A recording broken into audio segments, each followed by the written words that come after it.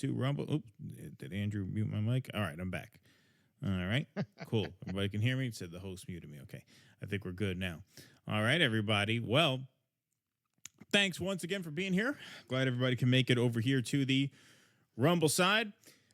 Keaton Weiss sitting in for Jimmy Dore with Russell Dobular. Jimmy is in Dayton, Ohio this Wednesday, Cleveland this Thursday, and then Cincinnati Friday and Saturday at the Go Bananas Comedy Club. So go to jimmydore.com for tickets, assuming some are still available. Hopefully they're not. Hopefully they're sold out. I'm not sure. We just got the dates to plug. So those are the dates. Go check it out. So yeah, thanks everybody back for being back here. All right.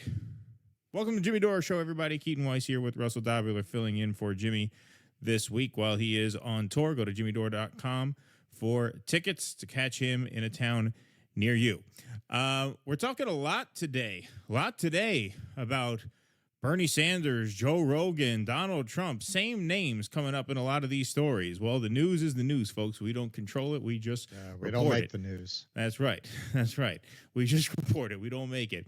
The gas stove, Dana Bash asked Bernie Sanders about the vilification of attending Joe Rogan by the Democrats. So one of the narratives after this election is that Donald Trump's pitch to the manosphere going on the Joe Rogan podcast and the Theo Von podcast, the real pitch to alternative media, is one of the things that really padded his landslide victory. Now, Bernie Sanders tried going on the Joe Rogan podcast back when he ran for president. He went on for about an hour, didn't go 3 hours the way Trump did. But he got a lot of pushback from party leaders, including surrogates like AOC, who were reportedly not happy with his decision to go on the show. And so now there's a bit of second guessing. Hey, should we have been so hard on Bernie for going on Joe Rogan now that this seemed to work pretty well for Donald Trump? So here's this interaction here on CNN. Example, perhaps, of this kind of dynamic that we're hearing about. Joe Rogan, very popular podcaster. He endorsed Donald Trump in the final days of the election. 4 years ago, you went on his podcast. You got a lot of blowback for doing that and for touting that he endorsed you. So is this the kind of example of Democrats perhaps shunning or vilifying people who don't totally agree with them? Yeah, I think that's fair enough. Look, you can have an argument with Rogan, agree with him, disagree with him, but what's the problem going on in those shows? It's hard for me to understand that. So I think we've got to get, and clearly you have an alternative media out there, a lot of podcasts that have millions and millions of viewers. Get on the show. Disagree with you here. I agree with you there. I don't see a problem in doing that. And you're right. I got vilified by some of the Democratic establishment because I went on Rogan's show. Now a lot of other people are doing just that.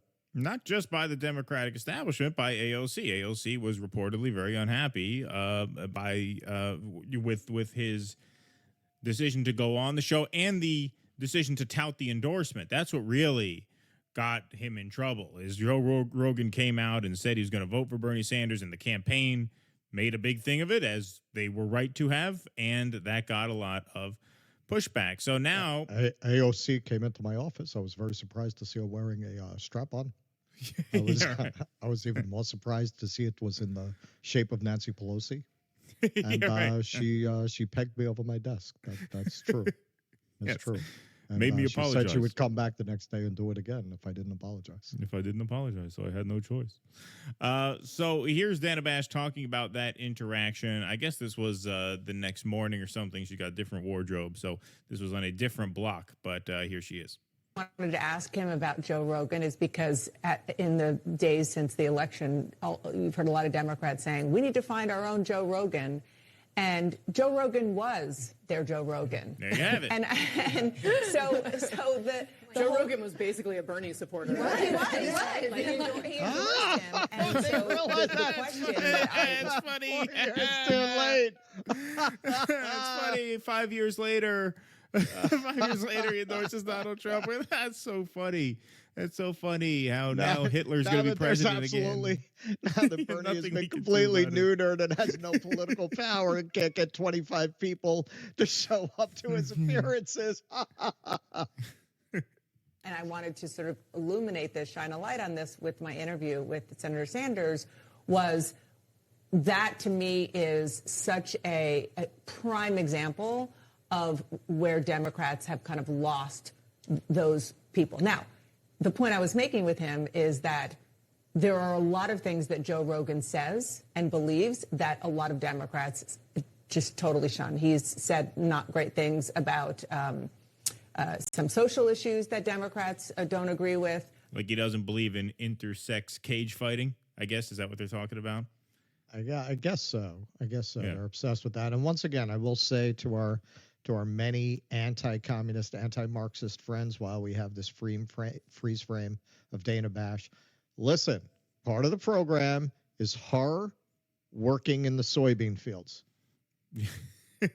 Okay, that's part of the program. You grab Dana Bash, you drag her out of her luxury high-rise, and you send her out into the fields. He doesn't support vaccines. And so that is part of the reason why when Bernie Sanders went on the show. He took a medicine that a doctor told him to take. That's another big no-no. He took a medicine. I won't say what it is. I don't know what the rules are over there. But he took a medicine that his doctor told him. No, but they got to clip it for YouTube. So they took a medicine that the doctor told him to take. That's a big no-no. That's a big no-no. Flintstones vitamins. Yeah, right. Yeah, Flintstones vitamins. That's right. That's right. And so that was the other sin. Oh, he got vilified. But him getting vilified by a lot of people on the left is case in point of the intolerance among a lot of people in the Democratic Party who claim that their whole mission is to be tolerant. Well, and isn't that kind of a central piece of the conversation Democrats are having now about why this happened? It is. And that's precisely why. Now, Bernie. This is blowing my mind. Senator I Sanders. covered the man. It's just amazing. I haven't actually seen Really it. long time. Everybody calls him Bernie, but I agree with you. We're sitting in Washington, so it should be Senator Sanders. His whole thing is our policies are not geared toward the working people. We went back and forth on that because President Biden's policies were geared toward the working people in a lot of ways. No, they weren't. Unless you were a railroad working person. They never were. This is what is revealed by this election is that 2020 was the fluke, not 2016. 2016 was actually the leading indicator. That was the canary in the coal mine. It was 2020 that was the fluke. No, Biden didn't run on working class issues. Biden ran on the guy who, if you voted for him, you might be able to go in the supermarket without a mask on your face anymore. Like that was basically his pitch.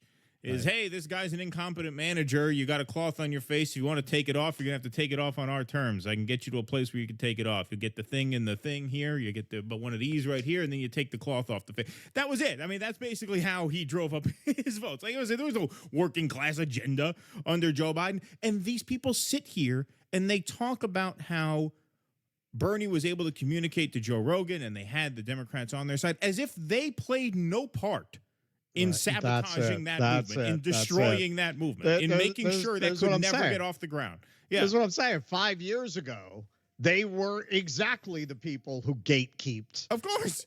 Bernie talking to Joe Rogan. Well, Joe Rogan has said a lot of things that have really upset a lot of communities that are core to the Democratic Party. That's the song they were singing then. Now, they always are willing to concede these points once they will have no political impact whatsoever. Right. That's when it's too late to do anything about it. That's when that's when they started asking questions about the Iraq War. Once it was too late to do anything about it. Right. That's when they started beating up on Israel a little bit after Gaza was already flattened. Yep. Right. Yep. No, it's just always when there's nothing that can be done. So this tweet went kind of viral. This is kind of what she's talking about here. This fucking moron. 8.2 million views. People saying Harris shouldn't have done Joe Rogan I'm sorry. My bad. People saying Harris should have done. Once again, Ellie Mistel in the fields. All of them. All of them. Dana Bash, Jake Tapper. People saying Harris should have done Joe Rogan are missing the point. That wouldn't have helped her. Liberals need to build their own Joe Rogan, somebody who can speak to the people he speaks to without being a guy who wants to kiss ass to billionaires like Elon Musk. So, friend of show, Jimmy Dore, tweets out, liberals have their own Joe Rogan. Joe Rogan, he's a classic liberal. The Democrats aren't. They are now neocon, warmongering fascists who are anti-worker and crush union strikes, fund genocides, tear gas college students, censors of free speech, and are anti-First Amendment authoritarians, anti-bodily autonomy, and anti-women. The Democrats have Jon Stewart, Bill Maher, Jimmy Kimmel, Stephen Colbert, Seth Meyers, The Daily Show, Howard Stern, The View, MSNBC, CNN, The Washington Post, New York Times, Pod Save America, et cetera, et cetera, et cetera. Of course, they won't get the message or do any introspection of what is wrong with them or why people making under $50,000 don't vote for them anymore.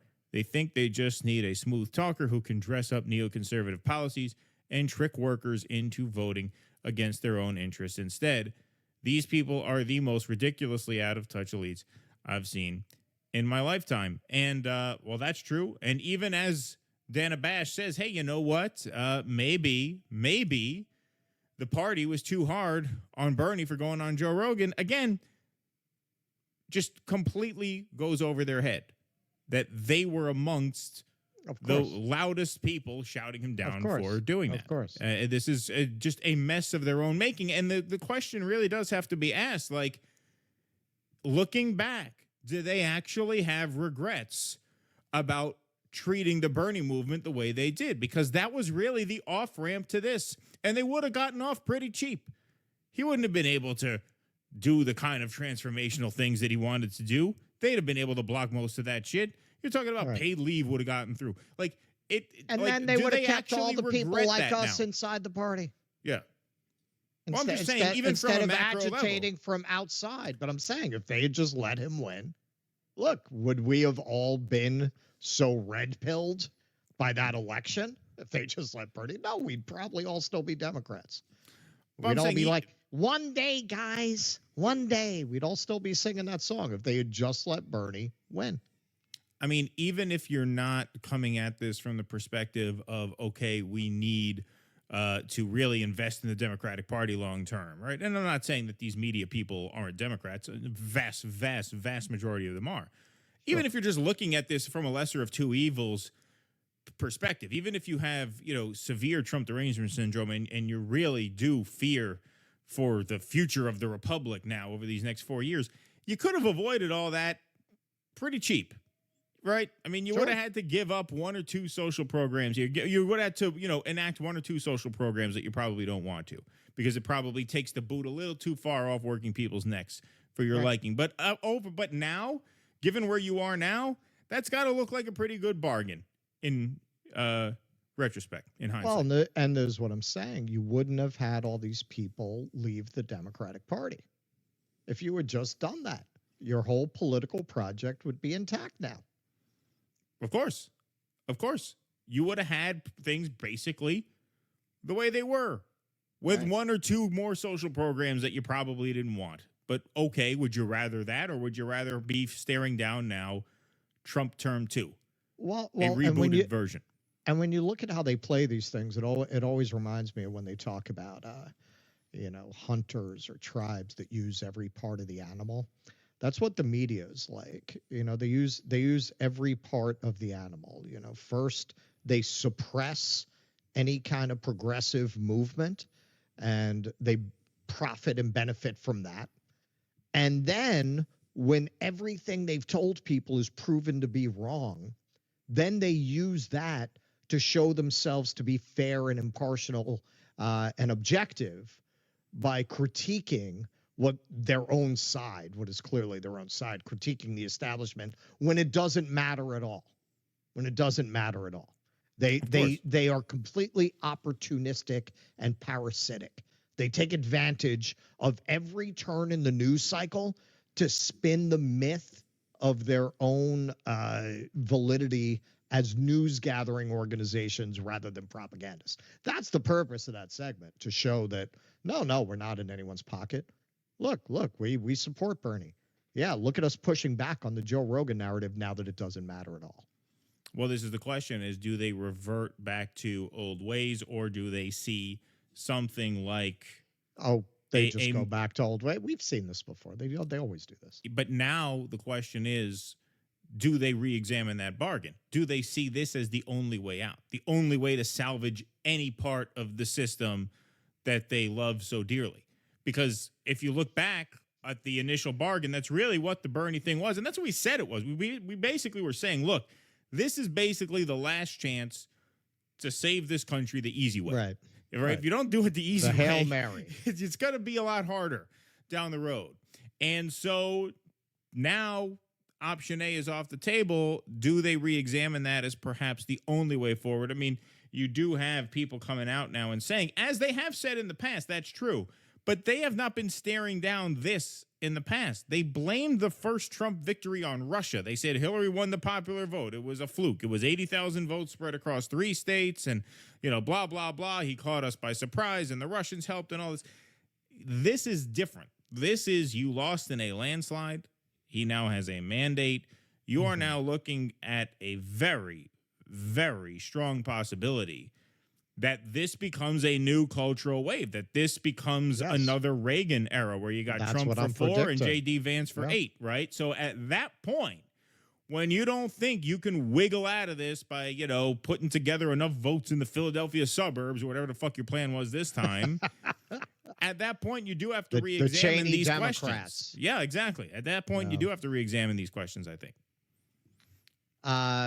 Yes, but it's really existential for them because, as we were touching on a little bit with Lee, the whole thing is just a grift. It's just a grift. It's just a way to stuff money into the pockets of the elite classes, and they're no good kids who move into politics, and through the family contacts they have, they get their jobs in these lobbying firms and these consulting firms and these political offices. It's a big fucking business for them.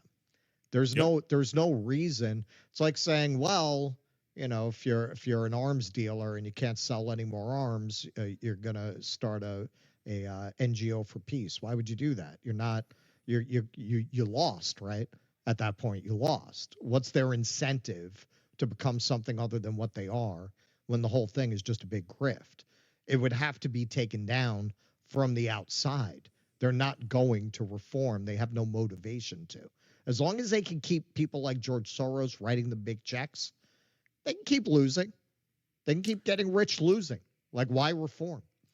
Well, because you have to be able to win a certain percentage of the time in order to be bribable, right? I mean, people aren't going to bribe an unviable They'll have their party. Cities. They'll have their blue states.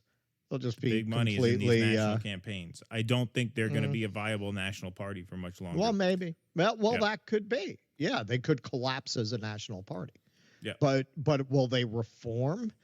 I mean, reforming, they might as well collapse because its purpose is not politics. Its purpose is enrichment of its members. Oh, sure. All right. Do you want to read some Rumble rants or Super Chats? Do you have those texts or do you want me to do it? I mean, I'm not ready for it. All right, here, I'll do it. GDNPB. Wow, how fast did people forget 2017 DNC lawyers argued in a D.C. federal court they're a private organization and can favor any primary candidate they choose. Why? NG Hermit, TDS friend of mine, asked if Trump was going to usher in the Fourth Reich. I told him no, it'll be the Just Reich. All right, I'll take it. All right, Eric Rousseau. Bernie helped get the millionaires and billionaires vote for the Democrats, promoting Biden and Harris. You want a revolution. You say you want a revolution. Bailey Robb. Bernie Sanders has always been a sold-out loser with a funny accent. That was in his high school yearbook. Socialism has been roundly rejected by the American people in the SALT. Lovely. Listen, I keep telling you, does your program offer you the opportunity to put Dana Bash in a tobacco field? I don't think it does. All right, so don't knock it until you consider that. Michael Castillo, how are you, friend? Good evening, gentlemen. Could you please let Jimmy know how much I loved his Rumble Time show? I think I just did. I have another question. I was born March 16th, 1981. Does that make me a millennial or a Gen Xer? Because of the story I just did, I can answer that. Aaron Proctor, the ephemera guy with the brooch hat. Keep up the great work, Jimmy. You missed it by 1 year because I was looking up whether I could include Tulsi Gabbard in my list of Xers. And no, 1981. Yeah, no, same she's a year as millennial. you. Yep. She's a millennial, but by 1 year, just by 1 year. Rumble Rant, Sunrise 6. TikTok banned Rathbone with 500,000 followers, 21 million likes. TikTok does not like anti-genociders. Yeah, well, we flirted with building our TikTok presence at one point, and we didn't really bother because that happened to too many people who tried to build a TikTok channel who do what we do. Yeah, Like you don't want to break your ass doing that, and then boop, they just pull the plug on you. It's a lot of work. Sure thing. All right, let's do. All right, this is yours. We got the Obama piece. Okay. All right. So let me find it. There we go. This is Russell Dobular here with Keaton Weiss, filling in for Jimmy Dore, who is out sowing the seeds of revolution and also doing shows. Those are kind of the same thing. So Obama is sweating a little bit. He's sweating his legacy, which seems to be all he's really cared about since he got out of office. Obama's biographer reveals ex-president fears for his legacy after tone-deaf preaching harmed Harris campaign. Barack Obama and his wife, Michelle, George Bush lover Michelle, have been slammed by his biographer for talking down to voters in tone-deaf and clueless preaching that harmed Kamala Harris's ill-fated presidential campaign. The effect was so bad that, combined with Donald Trump's victory, it is likely to reduce the 44th president's political relevance to Bill Clinton levels, David Garrow said in an exclusive interview with DailyMail.com. All I'm going to say is don't toy with me. Don't toy with me, Daily Mail. People do not want to be talked down to, no matter who they are, the 71-year-old Pulitzer Prize winner said. I thought it was tone-deaf and clueless for them to preach as they did. I would expect that perception will be shared by lots of people. If so, I think it reduces their relevance to Bill Clinton territory. Garrow wrote the 2017 biography Rising Star, The Making of Barack Obama. He predicted that the Obamas will now largely vanish from the political scene to hang out with celebrities on Martha's Vineyard. Poor them. Garrow said Tuesday's electoral rout has left Obama 63 nervous about the impact Trump could have on how he is seen by future generations. He has been and remains extremely concerned and nervous about his historical legacy, he said. That has certainly taken a big hit with Trump once again triumphing. But the writer predicted that Barack still has enough star power to pull in large speaking fees, such as the $400,000 he was paid for a single 2017 speech by Wall Street firm Cantor Fitzgerald, according to the New York Times. Well, they owe him bigly, right? He's set for life with those guys. I'm not sure that would necessarily decline. He still has the celebrity factor of being an ex-president, Garrow said. The author said he expected the Obamas to continue to hang out with celebrities and live on Martha's Vineyard, the millionaire's playground island off the coast of Massachusetts. I certainly expect them to be spending less time in Washington after early January, he said. Their 6,892 square foot Martha's Vineyard house on a 29.3 acre estate is estimated to be worth $14 million by Realtor.com. They have owned their 6-bed red brick Georgian home in Chicago since 2004. But the jewel in their real estate crown is now their 3-acre compound on Oahu, the Hawaiian island where Obama was born. Well, depending on who you ask. I don't think the current president would sign off on that. With stunning views over Waimanalo Bay. It has been under construction since Obama bought it for $8.7 million in 2015 through the chairman of the Obama Foundation, Marty Nesbitt. In 2022, he was pictured at the waterfront site for the first time talking with workers when construction was apparently nearing completion. The power couple will be keeping themselves busy with their business endeavors, including their TV company, Higher Ground Productions, which was behind the movies Leave the World Behind and Crip Camp. Leave the World Behind is totally something I would watch. I have not watched it because they produced it, which credited one or both of the Obamas as an executive director. The Barack-narrated documentary are Great National Parks and the Michelle Obama podcast. Former First Lady Michelle, 60, is also lending her personal brand to a fruit drink, Plezzy, marketed as healthy and for younger kids.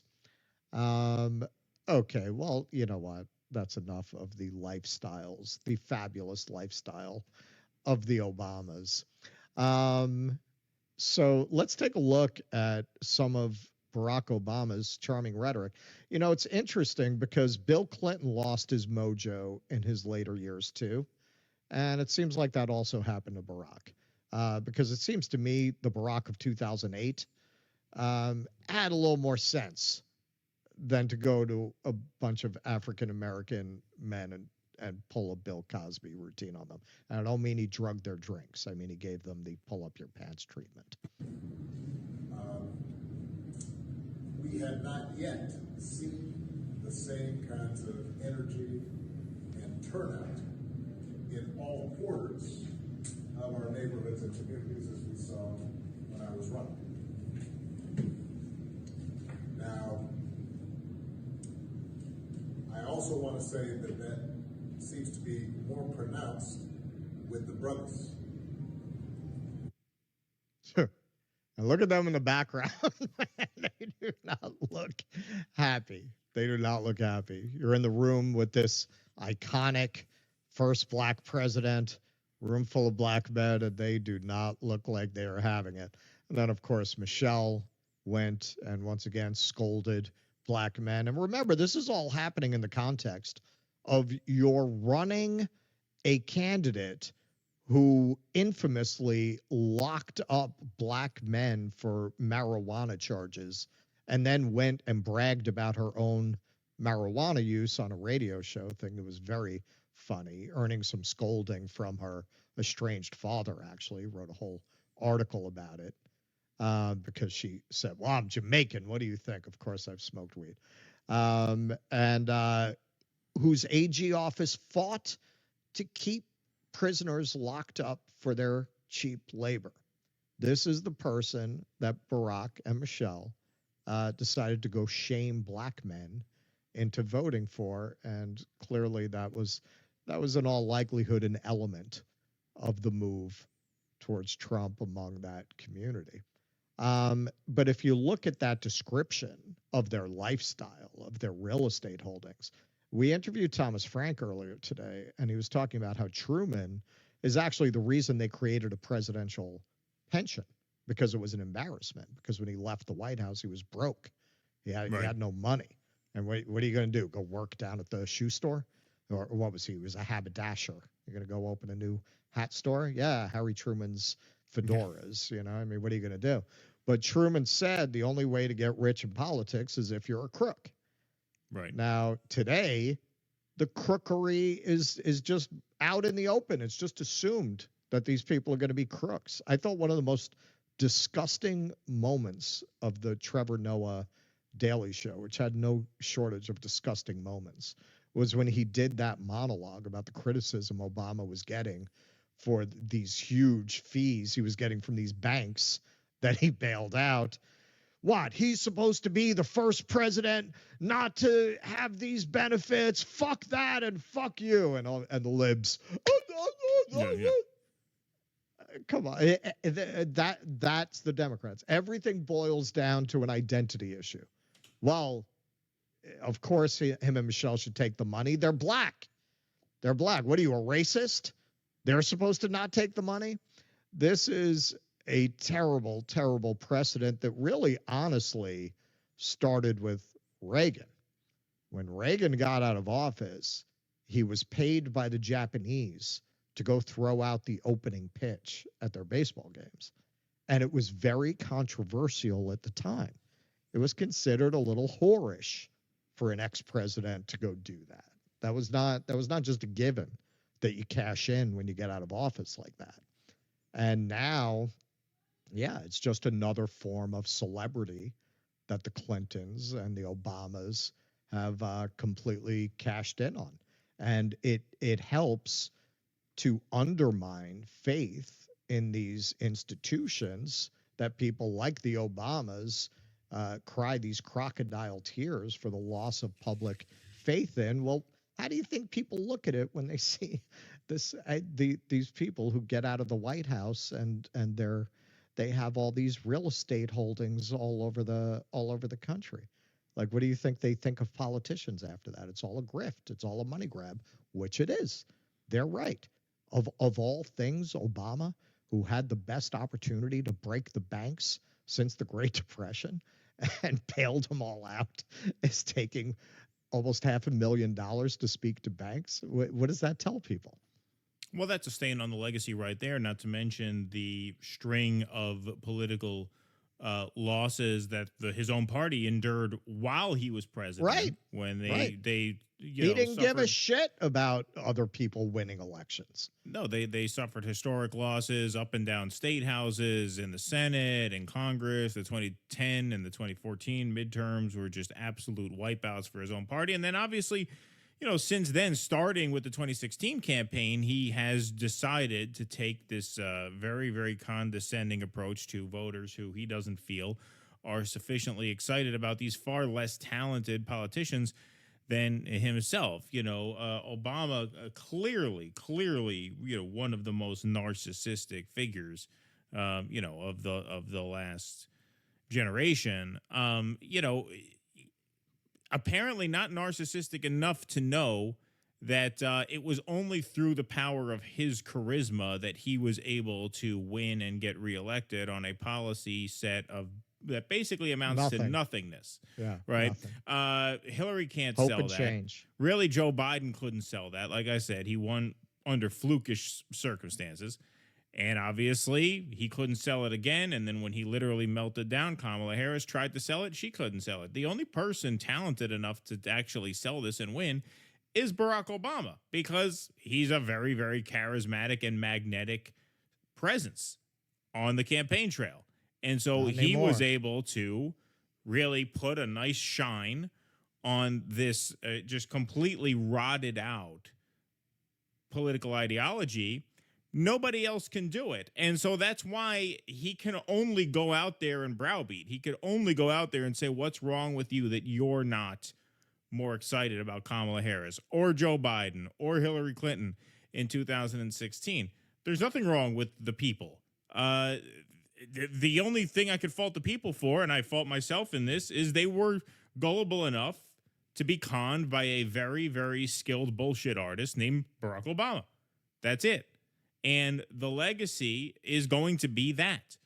If there's going to be any progress for any left, they are going to have to understand Barack Obama very differently from the way they understand him now.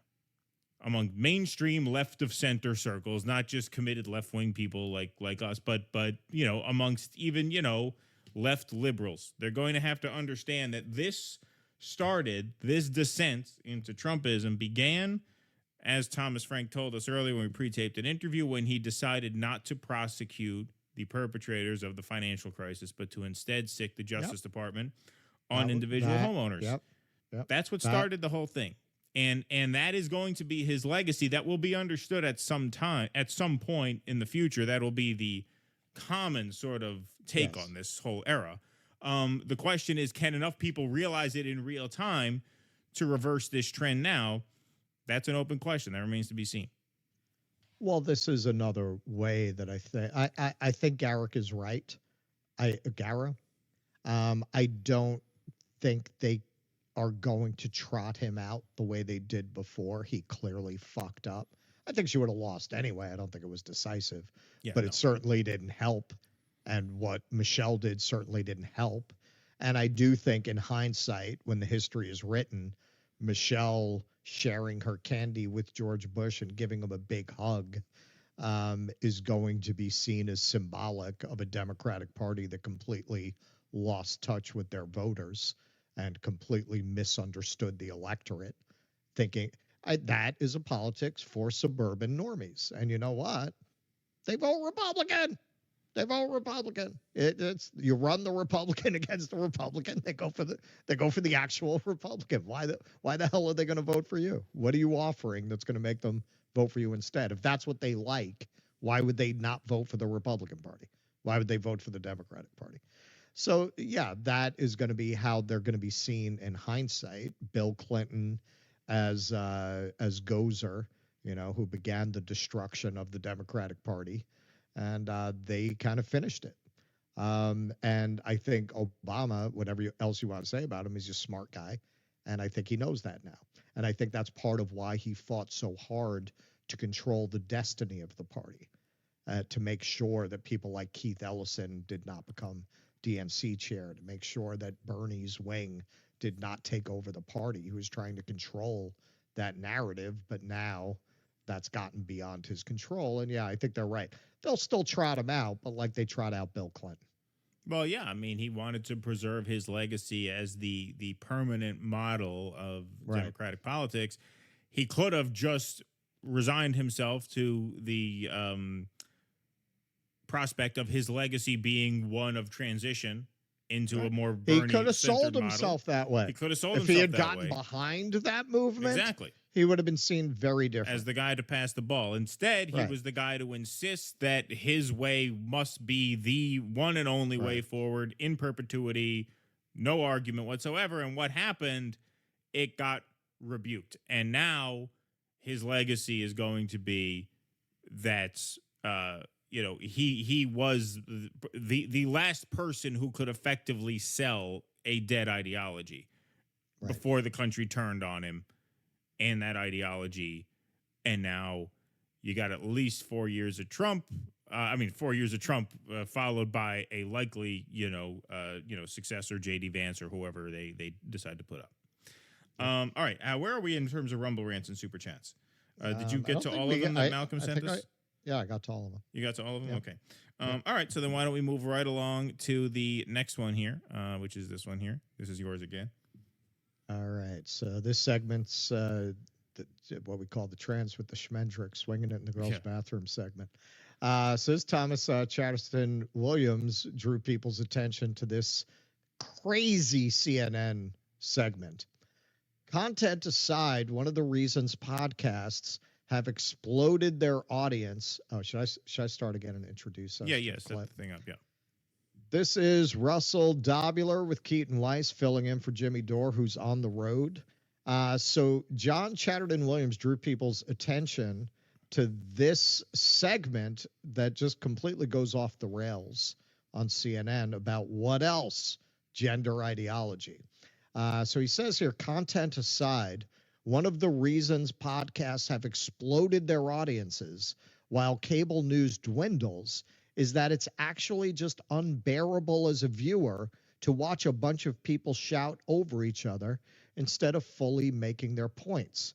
All right, so let's see this. This is really, it's funny and tragic, like much of the liberal class worldview. A lot of families out there who don't believe boys should play girls' sports. They're not boys. I'm not going to listen to transphobia at this table. I am not going to listen to you call a trans girl a boy. Are you going to allow me to finish my explanation? When you use a word that's a slur, I'm going to interrupt. Virtue signal activated. Like that. What is this for? Who is this for? This is so that you can get pats on the back around the table when you get home. This is so that when you go to the local playground with your kids, everyone can say, yeah, I saw you on CNN. Shut that guy down. Good for you. Good for you. Well, he clearly didn't get the memo. I mean, clearly, this comes right in the middle of a week of programming where, CNN is trying to sort of turn the page on this era of like reacting hysterically at the slightest offense to your sensibilities. You know what I mean? Yeah. Like the whole point of this segment seems to be that there needs to be a moving on from that. And I guess he didn't get the notes. He did not get the notes. He's gotten too many accolades for towing the party line.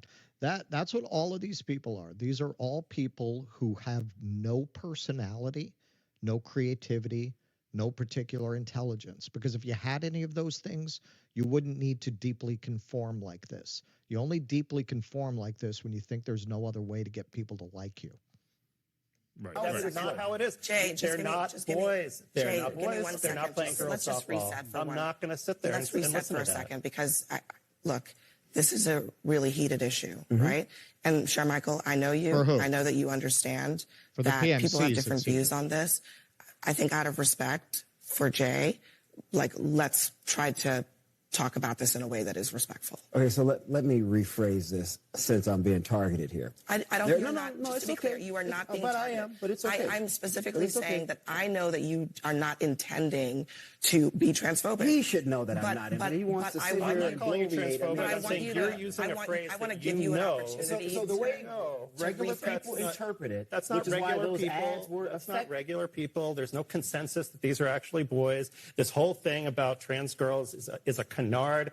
We're talking about a tiny, tiny sliver of the population. That may be the and we're case, using but that my point in to terms take of away its health care from effectiveness. thousands Just of people. hold on. Just get to your point. My point in terms of its effectiveness, regular people with children look at these things and they say, you know what, this is a bit too far. I do not agree with this. I don't like this. I think Democrats are going way too much to the left on social issues. They're uncomfortable with it. A lot of people believe that. A lot of families believe that. You may disagree with that reality, but that's why Republicans kept running those ads over and over and over again, because they saw the metrics suggested and that they were lying working. in those ads over and over again and using rhetoric like you just used, saying this is boys playing girls sports. But what- First of all, we're okay, talking about what's the 5 people language? in the What's the entire language country. you would prefer? We're talking about trans girls being allowed to play with the people who are in their gender. And if you don't believe, you don't have to listen to me. Listen to the American Medical Association, the American Psychological Association. The American Medical guys, Association. This is not about the Guys, issue, just right? for a second. This is about trying.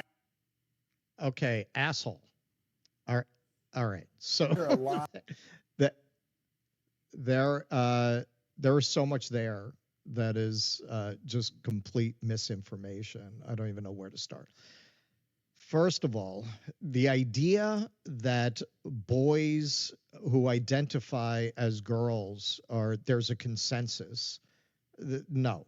If anything, the consensus, if you get away from America with its uniquely for-profit healthcare system, the developing consensus in other countries that have done studies on this is that actually the kinds of medical interventions that he's advocating for there, saying you're taking away healthcare from these people, they have found that these treatments are not at all justified by the studies. There is actually, we're going to cover this on Wednesday, the New York Times just did an article, a doctor who actually has been medicalizing children with diagnosed gender dysphoria for, I think, 15 years, did the study. So this is someone very biased in favor of these kinds of treatments.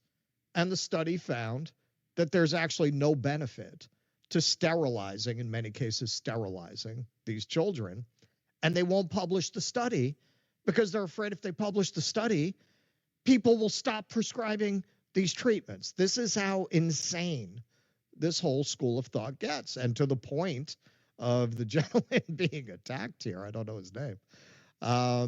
Yeah, most Americans can see this is insane. This is insane. This is, if there's any issue that to me illustrates how completely out of touch with reality and how completely out of touch with public sentiment the professional managerial class has gotten, it's this issue, because it is really the black is white, up is down. It's a contradiction of everything the liberal class was supposed to be about. You talk about we shouldn't have conversion therapy. What is this but conversion therapy? You're bringing back ideas that liberals have fought against for decades about what a girl can be and what a boy can be. You're going back to the assumption that people who don't present in a traditional way must be the opposite sex. What could be more reactionary than that? Yeah. I mean, and, the thing to keep in mind there, too, is that when he talks about healthcare, the whole premise of that conversation is that you're talking about kids in sports, right? You're not Right. talking about healthcare as it pertains to a larger group, which, as I mentioned when we had Lee Fung on, Kamala Harris was asked, should trans people, not kids, people, have access to gender affirming care? And you know what she did? She punted on the issue.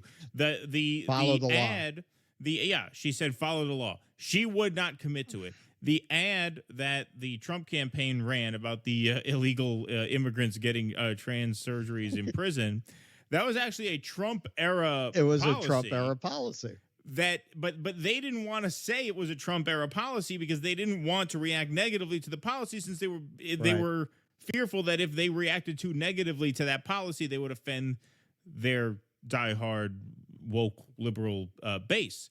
So, this is where when you give the Republicans that opportunity, they drive through it like a truck, because they sense such weakness on this issue that Kamala Harris will not defend trans health care, period. She would not say, yes, we should have trans health care available to people. She would say we should follow the law. What is that? Well, that's punting to the states or punting to Congress or punting to the courts, right? She doesn't even want to own that issue in the broadest, most general sense. And so, of course, it's turned against them. They thought they were going to be able to dictate this clearly fucking insane idea. And I have literally been saying for as long as we've had a show, you come after people's kids like this, there's going to be a backlash. There's going to be a backlash. Most people are not these mushy liberal parents looking to please elites. Most of them are going to say, you want to do what to my kid now? And they're going to vote accordingly. All right. What do we got? We got two more pieces to go. Oh, you want to do those? Okay. Yeah. Man can't even complete a sentence before he's called a transphobe and accused of using a slur with a level of indignation that is unhinged. Who at CNN likes this and believes it's serving their audience? I think he's a little off there. I think the CNN audience probably does like that. So just to close it out. All right. Let's go to some Rumble rants here. I don't know if we got these. I know you got the Rathbone one.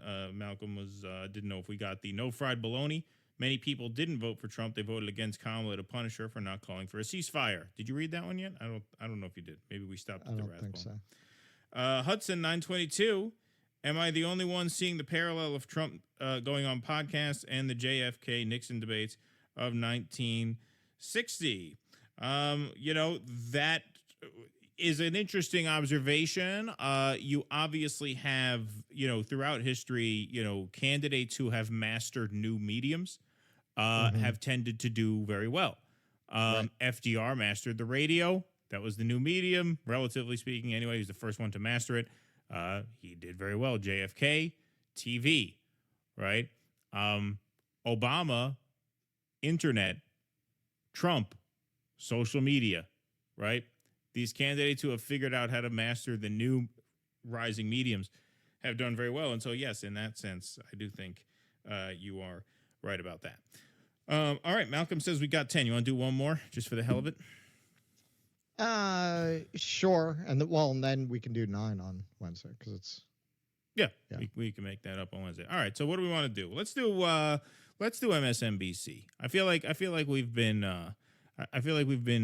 beaten up on CNN a lot this show. So let's give MSNBC their time in the barrel. What do you say? Okay, sure. All right. All right. Let me set this up here. Hold on. I got to get the tour dates up. I had it on the phone here. Where the hell did I do with it? There it is. Okay. Hey, folks. Welcome to the Jimmy Dore Show. Keaton Weiss here with Russell Dobular this week, filling in for Jimmy. He is